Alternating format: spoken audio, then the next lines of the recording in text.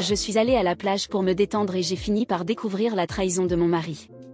Parce que, bien sûr, la femme trompée ne peut même pas prendre le soleil en paix. C'était un samedi et j'avais mon jour de congé. Mon ami m'a envoyé un message, et « Que fais-tu » Et j'ai répondu « Oh, rien, je suis juste à la maison. » Mon mari travaillait un samedi. Mais bon, pas de problème. Normalement, il ne travaillait pas le samedi.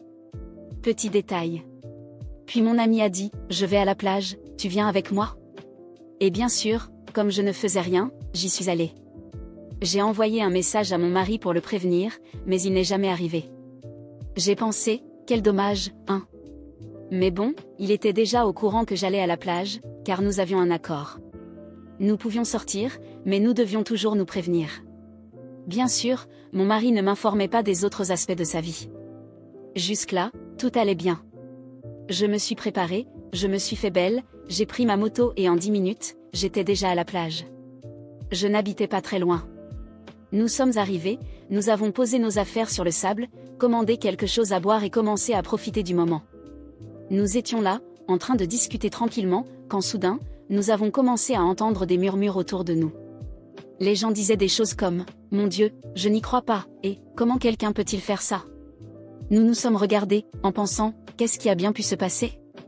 Nous avons regardé autour, mais nous n'avons rien vu. Les gens continuaient à parler, comme si c'était un scandale. Jusqu'à ce qu'une personne du groupe à côté de nous dise « Partons d'ici ». Et elle est partie, indignée. Nous n'avons rien compris, mon ami non plus. Nous avons regardé partout et il ne se passait toujours rien. Le temps a passé, nous avons oublié l'affaire et avons continué à profiter de la journée. Mais un peu plus tard, un autre couple un peu plus loin a également commencé à commenter à voix haute « Je n'y crois pas ». Et bien sûr, nous avons pensé « Mais qu'est-ce qui se passe ? Qu'est-ce qui est si incroyable et que nous ne voyons pas ?» Mon amie, qui est la reine des potins, a dit « Je vais demander ce qui se passe ». À ce stade, nous étions déjà inquiètes et mortes de curiosité. La plage était pleine, et beaucoup de gens autour de nous parlaient de quelque chose que nous ne comprenions pas. Mon ami s'est levé pour demander et est revenu pâle comme un fantôme. Je regardais mon amie, attendant qu'elle dise quelque chose, mais elle resta là, figée, les yeux écarquillés et la bouche légèrement ouverte, comme si elle avait vu un fantôme. « Qu'est-ce qu'il y a ?» demandai-je, sentant déjà mon cœur s'accélérer. Elle ne répondit pas tout de suite, elle regarda autour d'elle, comme si elle vérifiait si quelqu'un écoutait. Après un long soupir, elle se pencha vers moi et murmura « Tu ne vas pas croire ce que les gens disent. » Mon esprit s'emballa, essayant d'imaginer ce qui pouvait être si choquant. Une célébrité était-elle ici? Quelque chose de grave s'était-il passé? Parle, insistai-je, sentant l'impatience grandir en moi. Mon ami avala difficilement sa salive, prit une profonde inspiration et dit « C'est ton mari. Il est ici, et il n'est pas seul. » Pendant un instant, mon corps se figea. Je clignai des yeux plusieurs fois, essayant de digérer ces mots. Ce n'est pas possible. Il est au travail, dis-je, essayant de rire pour dissimuler la sensation d'étouffement qui montait dans ma poitrine. C'est ce que je pensais aussi, mais, les gens parlent de ce qu'il est en train de faire, avec elle. La dernière partie de sa phrase me frappa comme un coup de poing dans l'estomac. Je me sentis étourdie, comme si toute la chaleur du soleil s'était soudainement évaporée, laissant place à un froid glacial le long de ma colonne vertébrale. « Où ?» demandai-je en me levant presque automatiquement. Mon ami hésita, essayant de me retenir par le bras. « Tu es sûr de vouloir voir ?» Je laissai échapper un rire amer. Bien sûr que je voulais voir. J'avais besoin de voir. Je devais confirmer de mes propres yeux qu'il s'agissait d'une erreur, que ce n'était pas lui. Parce que ce n'était pas possible. Il ne ferait jamais ça. N'est-ce pas? Je marchais d'un pas ferme, mais à l'intérieur, j'étais en morceaux. Les murmures des gens autour de moi semblaient lointains, comme si j'étais plongée dans un mauvais rêve dont je voulais me réveiller. Chaque pas que je faisais me rapprochait de la vérité, et en même temps, je voulais reculer, prétendre que je ne savais rien, que tout allait bien. Mais il était trop tard. Et je le vis. Là, devant moi, mon mari, l'homme avec qui je partageais ma vie, celui en qui j'avais une confiance aveugle. Il était là, sur la plage, notre plage, en train de faire ça, avec une autre femme.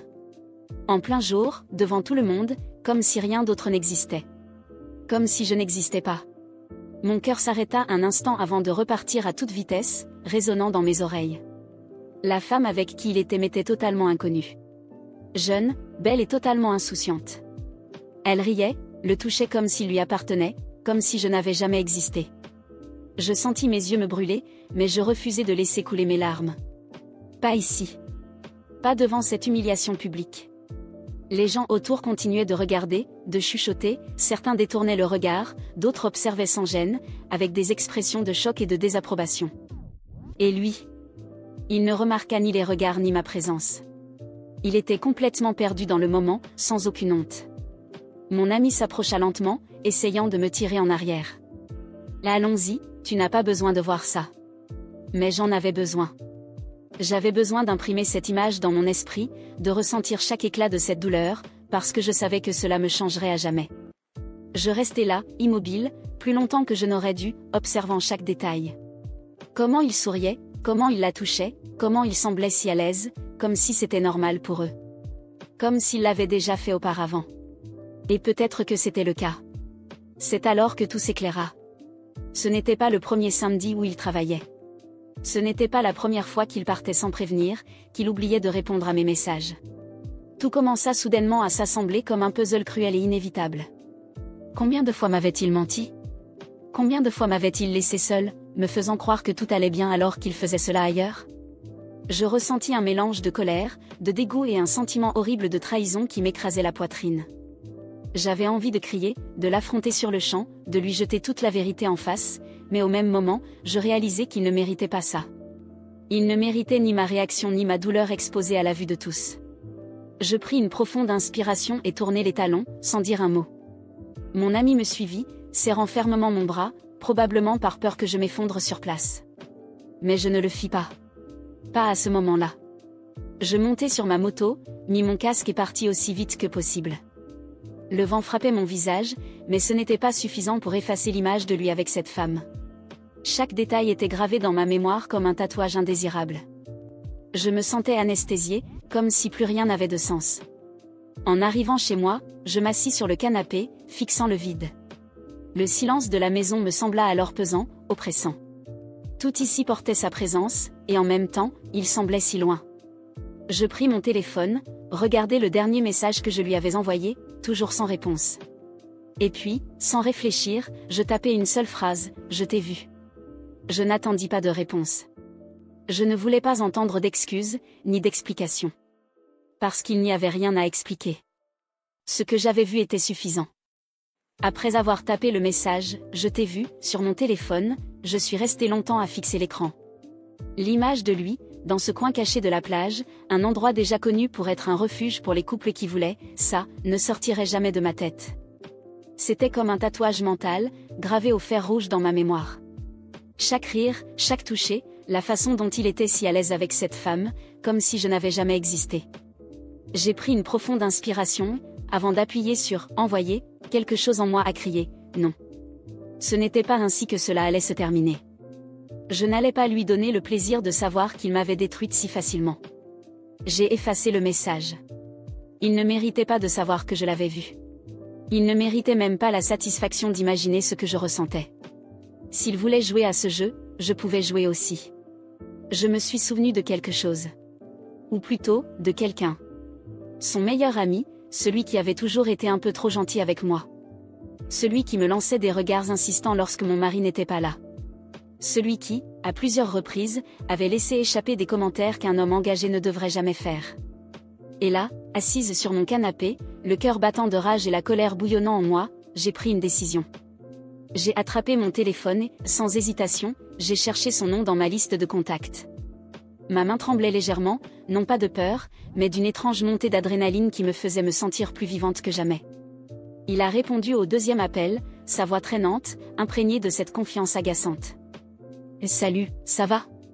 J'ai dégluti difficilement et souri, même s'il ne pouvait pas me voir. « Salut, je pensais, est-ce qu'on pourrait se voir aujourd'hui ?» Il y a eu un moment de silence de l'autre côté de la ligne, puis il a ri, surpris. « Waouh, tu es sûr ?» « Oui. Je le suis. Nous avons convenu de nous retrouver dans un hôtel discret de l'autre côté de la ville. J'avais choisi l'endroit exprès. Rien de trop tape à accent grave-l'œil, mais pas bon marché non plus. Je ne voulais pas qu'il pense que j'étais désespérée ou que je m'abaissais au niveau de la tromperie minable de mon mari. Je voulais faire les choses avec classe. Je voulais qu'il voie ce qu'il avait perdu. Quand je suis entrée dans la chambre d'hôtel, j'ai observé chaque détail.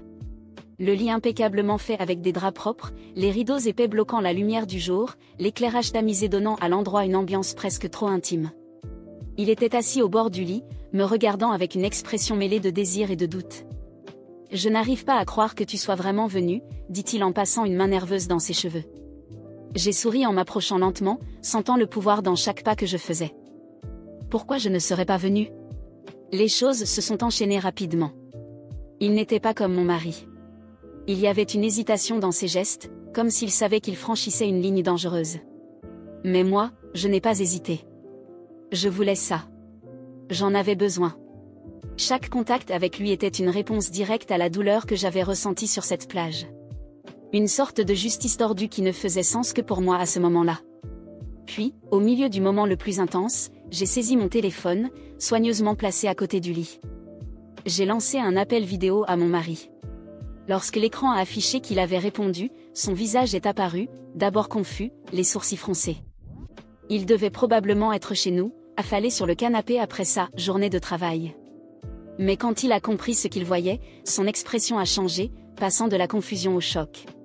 Ses yeux se sont agrandis, sa bouche s'est entr'ouverte comme s'il voulait dire quelque chose, mais il est resté muet. La main de son meilleur ami s'est immédiatement détachée de moi.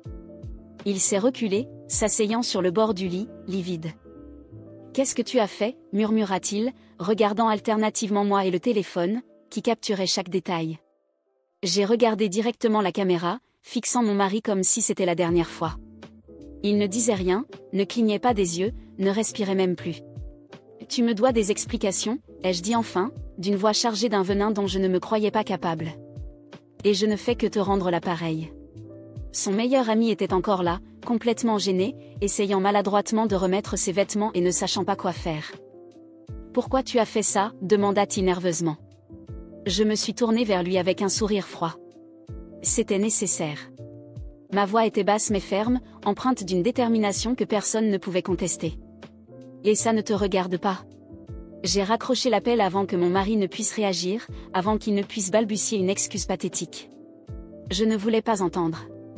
Je voulais qu'il voie. Je voulais qu'il sache que j'étais capable de lui rendre la monnaie de sa pièce et peut-être même pire. Je me suis levée du lit, j'ai attrapé mon sac et regardé son meilleur ami, qui était toujours sans voix.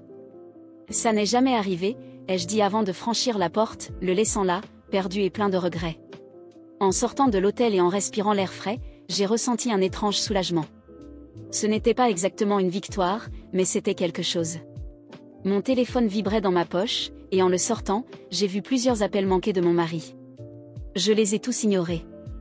Il était paniqué, désespéré de me parler. J'ai souri pour moi-même. Il méritait de souffrir un peu.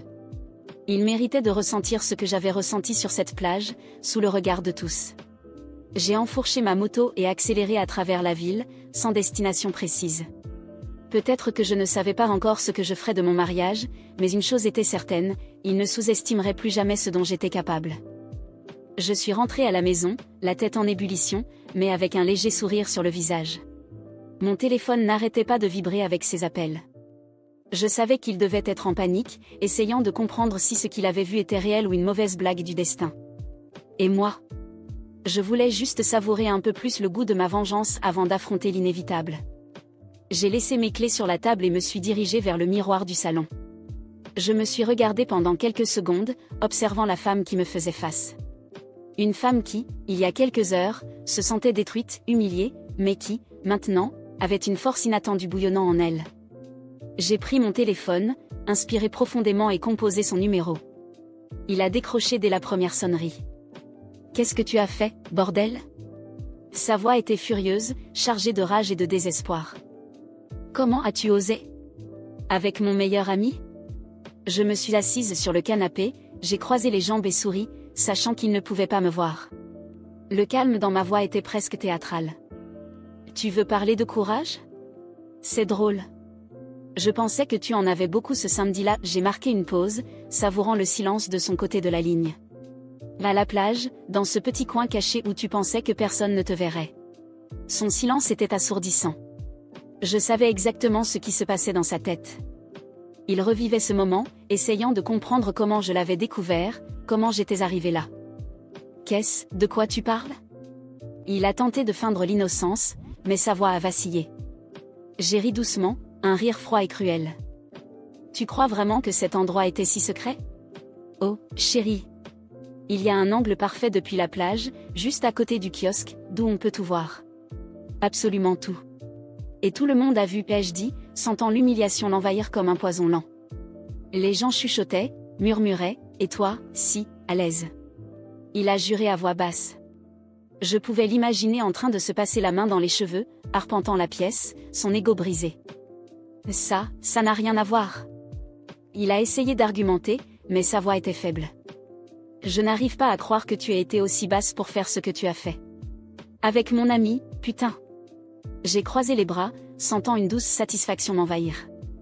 Les biens, disons que ton ami, n'est pas seulement bon en amitié. J'ai laissé la phrase en suspens, m'amusant de l'insinuation, sachant que cela le blessait plus que tout. Tu te fous de moi? Il a crié de l'autre côté. Me moquer? J'ai soupiré, feignant l'ennui. Tu m'as fait un cadeau, chérie. Je te l'ai simplement rendu. Maintenant, nous sommes quittes. Et d'ailleurs, ton ami est plutôt doué. Dommage que tu ne l'aies jamais découvert avant. J'ai entendu un bruit sourd de l'autre côté de la ligne, comme s'il avait jeté son téléphone contre le mur. Je savais qu'il était hors de lui. Mais je m'en fichais. C'est lui qui m'avait trompé en premier, il m'avait sous-estimé, et maintenant, il goûtait au goût amer de la trahison. Tu es une garce vengeresse. Il a craché les mots avec haine. J'ai ri à nouveau, cette fois plus fort. Et toi, tu es un idiot prévisible. Tu pensais vraiment que tu pouvais faire ça et t'en tirer à bon compte? Que j'allais continuer à être l'épouse dévouée pendant que tu jouais au célibataire? Il est resté silencieux pendant quelques secondes. J'ai fait une erreur, sa voix est sortie basse, presque suppliante. Je ne voulais pas te blesser. Oh, tais-toi, je l'ai coupé, sentant mon cœur s'accélérer. Tu ne t'en es jamais soucié. Ce qui te fait mal maintenant, c'est ton ego blessé. L'idée que quelqu'un puisse te faire ce que tu m'as fait. Mais voici la différence. Moi, j'ai eu de la classe. Je ne l'ai pas fait sur une plage sale, devant tout le monde. J'ai choisi une chambre d'hôtel, avec des draps propres et une belle vue. Je me suis respecté plus que tu ne m'as jamais respecté. Encore du silence. Je pouvais pratiquement sentir son humiliation se répandre de l'autre côté de la ligne. Mais maintenant, tu veux quoi? Tu vas me le reprocher toute ta vie? J'ai pris une profonde inspiration, et cette fois, ma voix est sortie ferme, sans la moindre hésitation. Je veux le divorce. Et quoi? Il a lâché, comme s'il n'avait pas bien entendu. Tu as très bien entendu. Je veux divorcer de toi. J'ai déjà parlé à un avocat. Je veux que tout soit réglé le plus rapidement possible. Tu n'es pas sérieuse? Je n'ai jamais été aussi sérieuse de ma vie. C'est terminé. J'ai déjà perdu trop de temps et d'énergie dans quelque chose qui n'a jamais été réel pour toi. Maintenant, c'est mon tour d'aller de l'avant. Il a commencé à dire quelque chose, une tentative pathétique de me convaincre, peut-être des promesses vides qui ne valaient même plus la peine d'être écoutées. Mais ma décision était prise. Bonne chance avec tes petites escapades à la plage, ai-je dit froidement avant de raccrocher. J'ai posé le téléphone sur la table et pris une profonde inspiration. Le soulagement a été immédiat. Il n'y avait plus rien qui me retenait à lui. Pour la première fois depuis longtemps, je me sentais libre. Je me suis dirigée vers la fenêtre et j'ai regardé dehors. La vie continuait, les gens suivaient leur routine, et moi, j'étais prête à recommencer. Je savais que le chemin ne serait pas facile, mais je savais aussi que plus jamais je ne me laisserais sous-estimer, trahir ou manquer de respect. J'ai souri, me sentant plus forte que jamais. La vie venait de me donner une leçon précieuse, et j'étais prête à aller de l'avant sans jamais regarder en arrière.